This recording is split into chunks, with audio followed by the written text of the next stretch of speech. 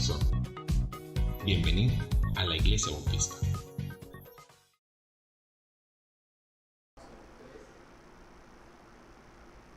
Muy buenos días, amada Iglesia. En esta mañana del domingo estamos originando desde nuestro templo de la primera Iglesia Bautista de Riohacha. En esta mañana vamos a compartir este mensaje de la palabra de Dios que encontramos en la primera carta a Timoteo, capítulo 3, versículos del 1 al 16. Primera de Timoteo 3, del 1 al 16. Oramos, Padre, gracias por tu infinita misericordia, por tu amor, por el cuidado que tienes con cada uno de nosotros. En esta mañana estamos unidos y queremos, oh Dios, a través de estos medios, llevar el mensaje de tu palabra, poniendo en práctica lo que ella misma dice, que la palabra de Dios corra y sea glorificada. Derrama abundante bendición sobre cada familia y ayúdanos, oh Dios, cada día para seguir adelante en cumplimiento de nuestra misión. Te adoramos y te damos gracias en el bendito nombre de nuestro Señor y Salvador Jesucristo. Amén. Y dice la Biblia en Primera de Timoteo capítulo 3, versículo 1 al 16. Requisito de los obispos. Palabra fiel. Si alguno anhela obispado, buena obra desea. Pero es necesario que el obispo sea irreprensible, marido de una sola mujer, sobrio, prudente, decoroso, hospedador, apto para enseñar, no dado al vino, no pendenciero, no codicioso de ganancias deshonestas, sino amable, apacible, no avaro. Que gobierne bien su casa, que tenga a sus hijos en sujeción con toda honestidad. Pues el que no sabe gobernar su propia casa, ¿cómo cuidará de la iglesia de Dios? No un neófito, no sea que envaneciéndose caiga en la condenación del diablo. También es necesario que tenga buen testimonio con los de afuera, para que no caiga en descrédito y en lazo del diablo. Requisito de los diáconos. Los diáconos asimismo deben ser honestos, sin doblez, no dados a mucho vino, no codicioso de ganancias deshonestas, que guarden el misterio de la fe con limpia conciencia. Y estos también sean sometidos a prueba primero, y entonces ejerzan el diaconado, si son irreprensibles. Las mujeres asimismo sean honestas, no calumniadoras, sino sobrias, fieles en todo. Los diáconos sean maridos de una sola mujer y que gobiernen bien sus hijos y sus casas, porque los que ejercen bien el diaconado ganarán para sí un grado honroso y mucha confianza en la fe que es en Cristo Jesús. el misterio de la piedad. Esto te escribo, aunque tengo la esperanza de ir pronto a verte, para que si tardo, sepas cómo debes conducirte en la casa de Dios, que es la iglesia del Dios viviente, columna y baluarte de la verdad. E indiscutiblemente, grande es el misterio de la piedad. Dios fue manifestado en carne, justificado en el Espíritu, visto de los ángeles, predicado a los gentiles, creído en el mundo y recibido arriba en gloria. El Señor añada bendición a nuestras vidas a través de su santa palabra. Qué maravilloso tocar estos tres temas: requisito de los obispos, requisito de los diáconos, el misterio de la piedad.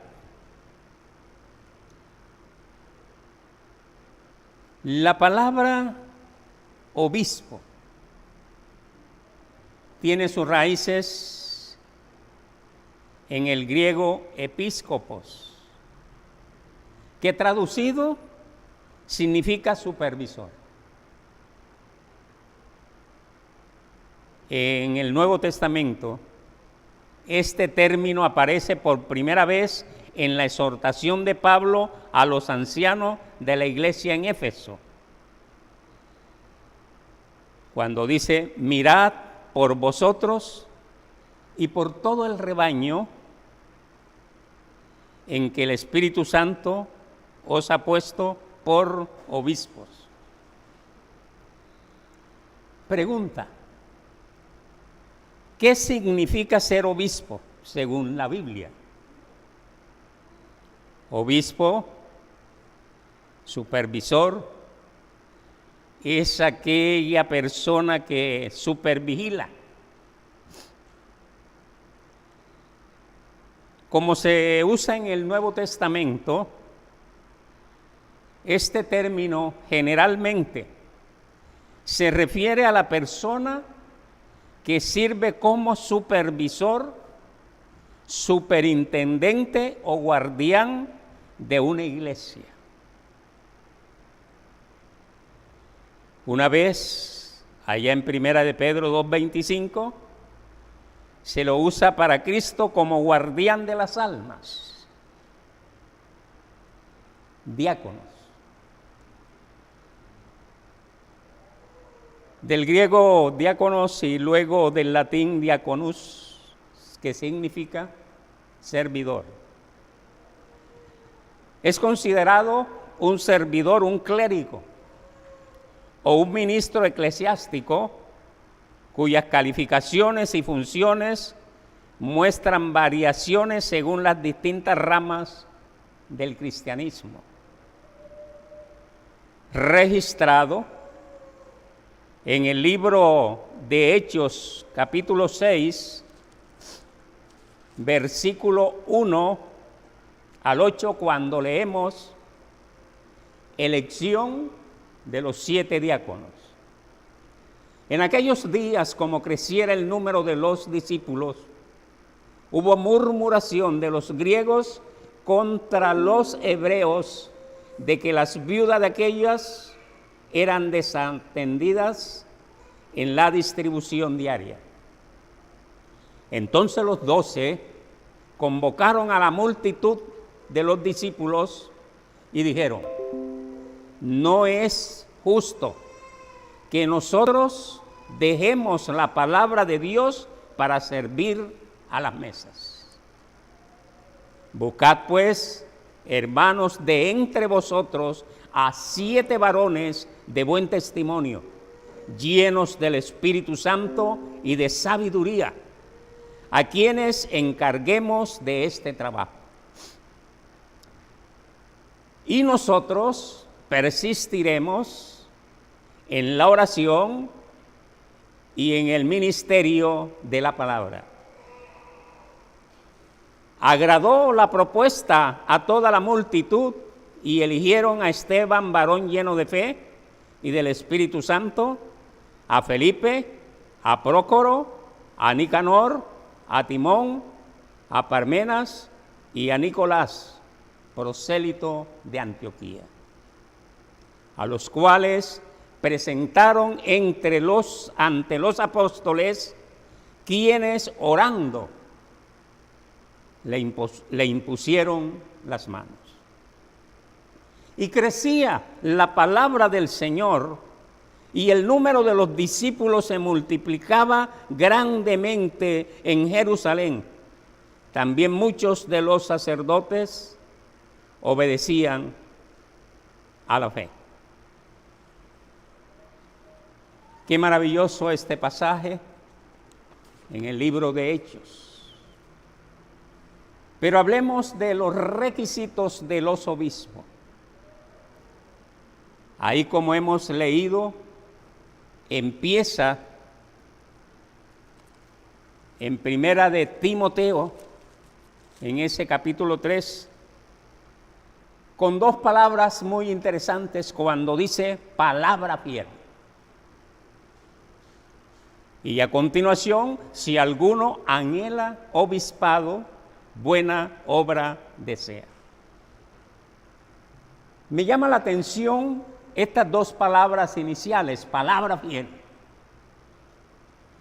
O como dice en este mismo libro, en el capítulo 1, versículo 15, cuando dice, palabra fiel y digna de ser recibida por todos, que Cristo Jesús vino al mundo para salvar a los pecadores, de los cuales yo soy el primero. Quiere decir esto, que lo que a continuación el Espíritu Santo me permite predicar es palabra fiel y digna de ser recibida, y si alguno está anhelando obispado, convertirse en un servidor, convertirse en un supervisor, la pregunta es, ¿será buena o mala obra? Es obvio. La Biblia lo asegura y dice, buena obra desea. ¿Y qué sigue a continuación en el verso 2? Ahí se anticipa una palabra que dice, pero, señalando algunos requisitos que son las condiciones indispensables para que pueda realizarse una cosa, ejercer un cargo o cumplir con determinadas funciones. Ese versículo 2 dice, pero es necesario que el obispo sea irreprensible, marido de una sola mujer, sobrio, prudente, decoroso, hospedador, apto para enseñar. Y siguen los requisitos que, según hemos leído, mínimo son 16. Versículo 3 dice, no dado al vino, no pendenciero, no codicioso de ganancia deshonesta, sino amable, apacible, no avaro.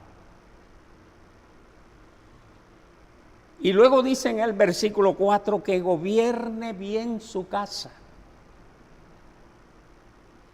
Y luego dice que tenga a sus hijos en sujeción con toda honestidad. Y el versículo 5 trata como de aclarar, cuando dice, pues el que no sabe gobernar su propia casa,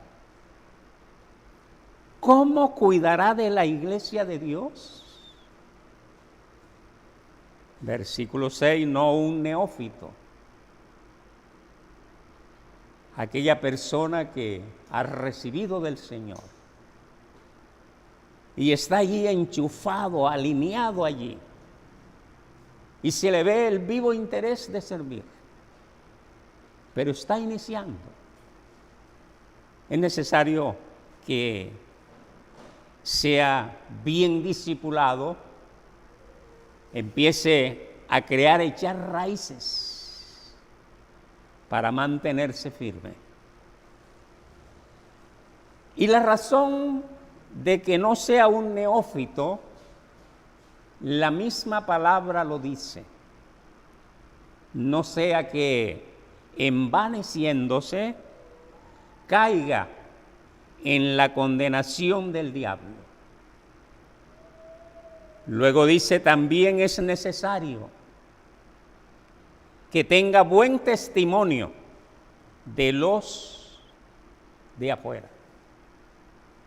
Ojo con eso, de los de afuera, no solamente de los de adentro, sino de los de afuera, dice la palabra, para que no caiga en descrédito y en lazo del diablo.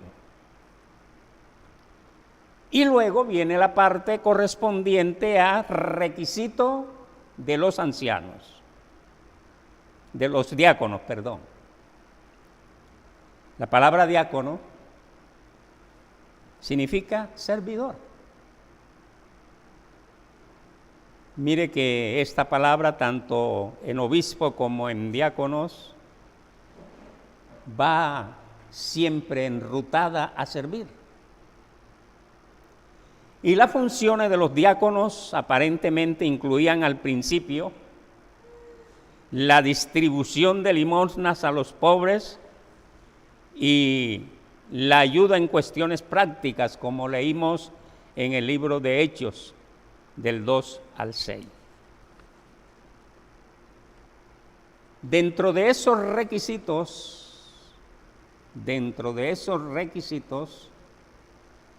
igualmente dice los diáconos, asimismo deben ser honestos, sin doblez, no dados a mucho vino, no codicioso de ganancias deshonestas. Y hay aquí una pregunta obligada, como siempre digo, cuando dice la palabra, no dados a mucho vino. E igualmente, anteriormente leímos marido de una sola mujer. Entonces, se muere la esposa del siervo. ¿Será que quiere decir que no puede casarse? No, no es eso lo que dice. Dice que en su vida ministerial, pública, con aquella mujer que se ha casado, debe de permanecer con ella sin tener otra mujer. Entonces, aclaro esa parte. No quiere decir que si murió la esposa, ya no tiene el derecho a casarse. Y en cuanto a lo del vino, es interesante, y en el libro de Isaías, capítulo 28, versículo 7, Isaías 28, versículo 7, la versión Reina Valera 1960, dice así: pero también estos erraron con el vino, y con sidra se entontecieron. El sacerdote y el profeta erraron con sidra, fueron trastornados por el vino, se aturdieron con la sidra, erraron en la visión, tropezaron en el juicio. Versículo 7 del capítulo 28 de Isaías. Entonces, podemos entender que quien es dado a mucho vino, conforme lo que dice Isaías 28:7, sufren estas consecuencias. Cometieron errores o se equivocaron en ciertas cosas con el vino.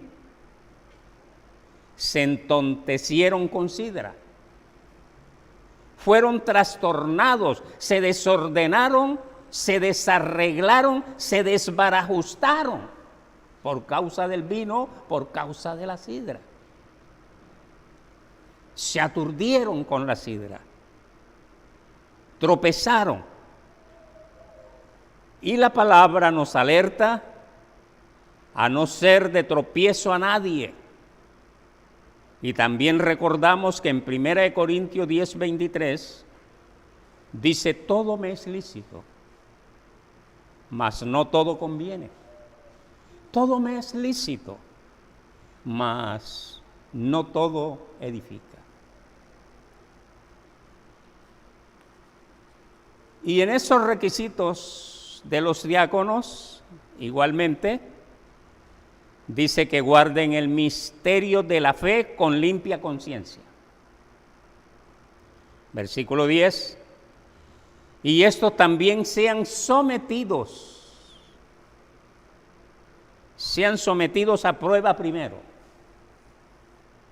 Y entonces ejerzan el diaconado si son irreprensibles.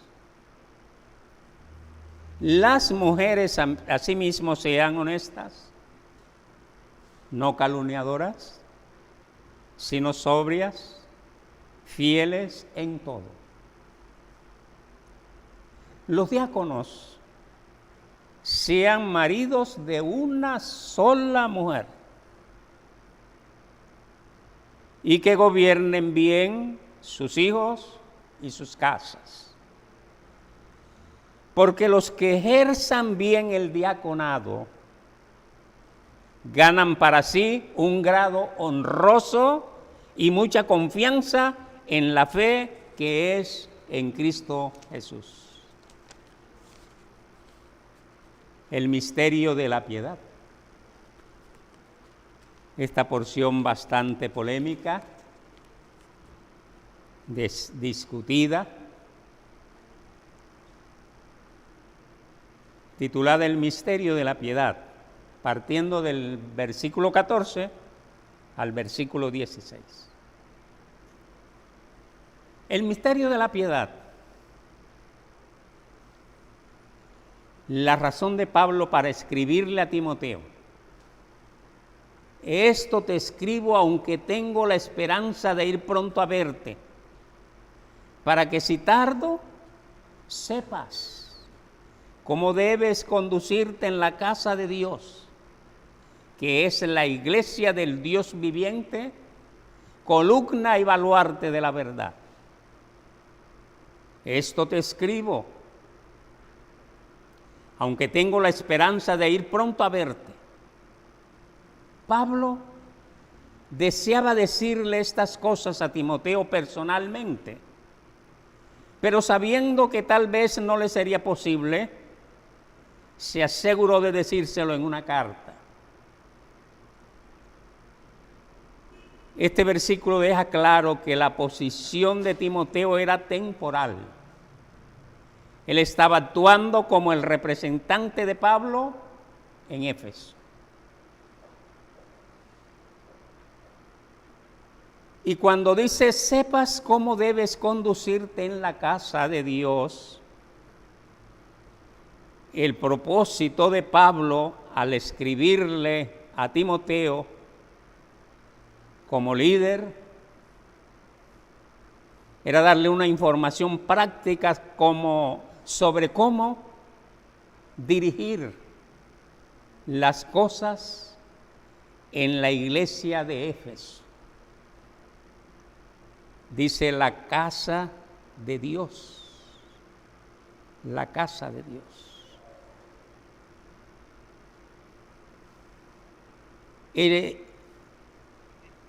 Y con relación a la casa de Dios, que es la iglesia debe ser muy consciente que es el lugar donde está Dios. Y eso hace que la iglesia sea atractiva ante cualquier otras cosas. Cuando se habla de la iglesia de Dios, es para poder entender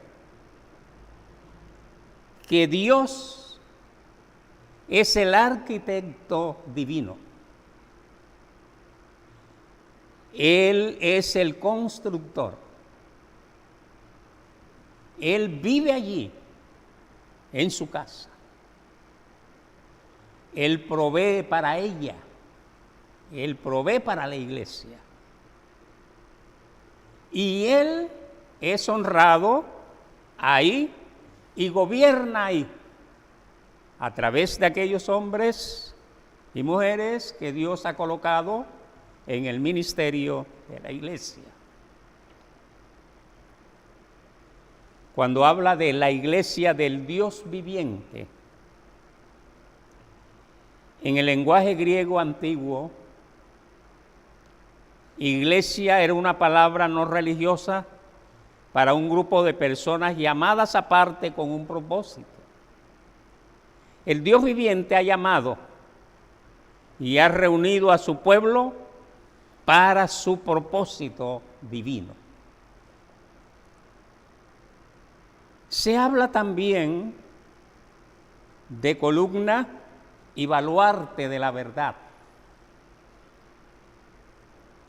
La pregunta es, ¿qué es baluarte? Un baluarte, también conocido como bastión, sinónimo de trinchera, es la parte que sobresale de una fortificación militar y que sirve para la defensa de un sitio. Es la parte que sobresale de una fortificación militar y que sirve para la defensa de un sitio. También se refiere a aquello que, en sentido figurado, sirve de amparo o defensa de algo. La columna y baluarte, fundamento de la iglesia, es la verdad. Trágicamente, muchas iglesias en la actualidad venden una verdad incompleta y por lo tanto son pilares débiles y un baluarte inestable. La iglesia es el pilar de la verdad,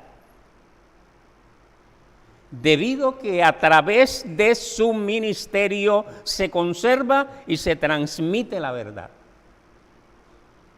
Pablo no reconocerá a la iglesia a menos de que en ella la verdad de Dios sea exaltada y esté a la vista de todos.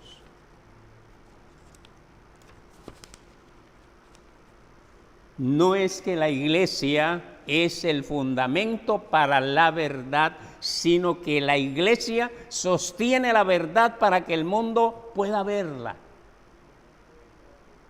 Los pilares también eran usados en la antigüedad para poner en ellos cualquier edicto público que los príncipes y tribunales hubieran publicado y eran expuestos a la vista de todos, por lo que la iglesia es llamada el pilar y la base o el sello de la verdad, porque por ellas son publicadas, apoyadas y defendidas las verdades de Dios.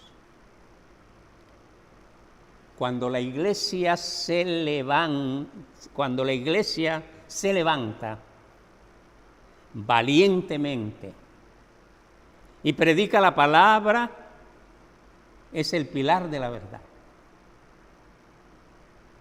Cuando está detenida en forma congregacional y pública, pero aún allí la verdad vive en lo profundo de los corazones de los creyentes, ese grupo, sujeto a las normas establecidas, ese grupo constituyen el baluarte de la verdad. En ellos está la verdad, si es que Cristo vive en ellos, porque Cristo es la verdad. Entonces, allí en esta parte del versículo 14 al 16, 3 versículos muy importantes. Mire que dice en esa tercera línea, cuando dice Dios fue manifestado en carne, luego justificado en el Espíritu, luego visto de los ángeles. Los ángeles vieron el ministerio de la piedad en Cristo. Lo anunciaron con un nombre que nacería. Le vieron en Belén como un indefenso niño. Le sirvieron después de la tentación. Le vieron en la agonía de Getsemaní. Especialmente fue visto en la resurrección como manifestación de la obra cumplida. Los ángeles están interesados en el ministerio de la piedad, viendo en la iglesia la sabiduría de Dios. Entonces podemos darnos cuenta en este versículo 16 que Cristo se manifestó en su condición de hombre, que triunfó en su condición de espíritu, que fue visto por los ángeles, que fue anunciado a las naciones, que fue creído en el mundo y que fue recibido en la gloria.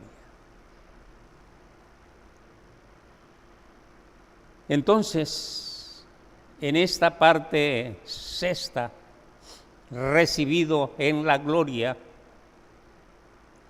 parecería referirse a su ascensión. Porque dice en el libro de Lucas,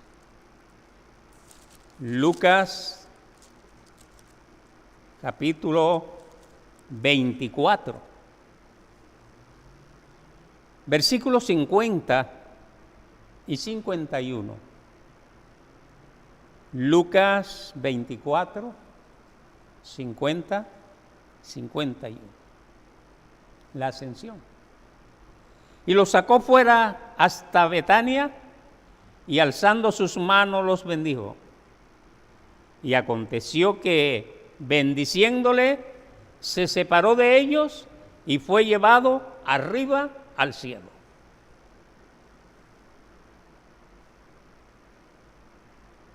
Entonces, siendo allí congruentes,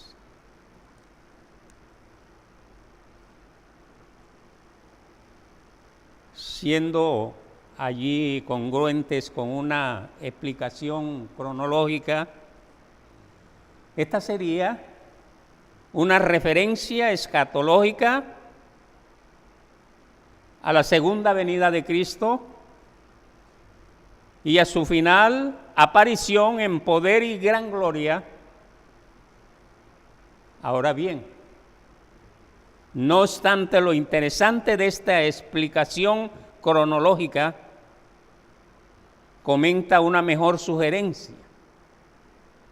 En esta opción se interpreta el himno en 3 pares de ideas en las que se presentan ideas contrastantes.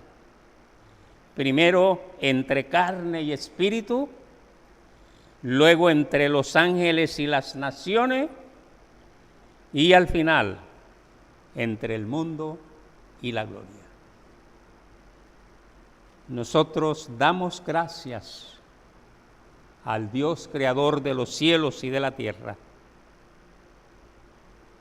por habernos concedido el privilegio de hacer parte de este ministerio y ser portadores de las buenas nuevas de salvación. Y que por las misericordias y la gracia de Dios hemos sido constituidos como pilares y baluartes de la verdad. Así que, hermanos, iglesia amada, no desmayemos. Hay que seguir perseverando en el Señor y gracias a Dios, porque ustedes se mantienen fieles. Oramos.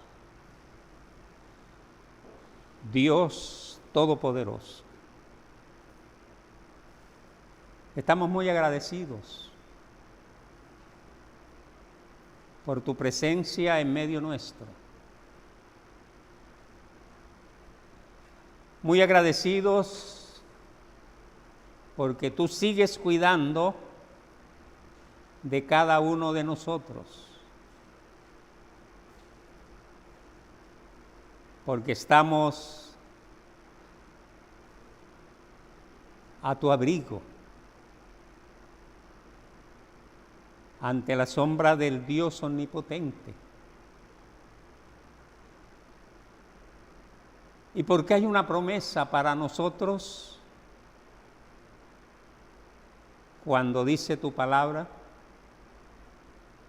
que ninguna plaga tocará nuestra morada. Y elevamos también nuestra oración de ruego por los médicos, enfermeras, paramédicos y todos los que laboran en hospitales, clínicas o lugares acondicionados por la fuerte pandemia que venimos atravesando, para que en tu infinita misericordia seas tú sosteniendo los hogares que han dejado abandonado, los lugares que por razón de su trabajo están allí internos en clínicas, en hospitales.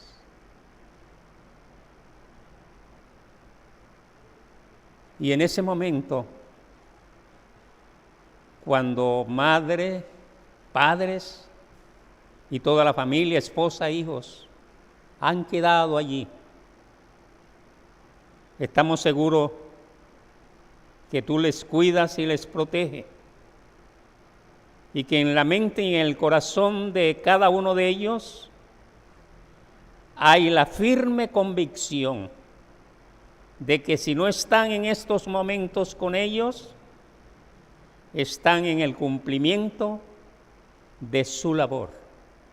Por lo cual tu palabra dice que tú no eres injusto para olvidarte del trabajo que ellos vienen ejerciendo lejos de su familia. Padre de la gloria, bendícelos y líbrales de todo contagio. Y sé tú, bendito Dios, guardándoles, y que a cada momento se manifieste tu gloria en cada enfermo. Y así, bendito Dios, la manifestación de tu poder y de tu gloria se haga patente a cada momento en esos lugares. Bendice a tu iglesia, Señor. Sigue allí cuidando, provisionando y animándonos para ser baluartes y columnas de la verdad. Todo esto te lo pedimos dándote muchas gracias en el bendito nombre de nuestro Señor y Salvador Jesucristo. Amén, amén y amén. El Señor les continúe bendiciendo y le invitamos a seguir conectados todos los domingos a través de esta misma señal a partir de las 10 de la mañana. Bendiciones para todos.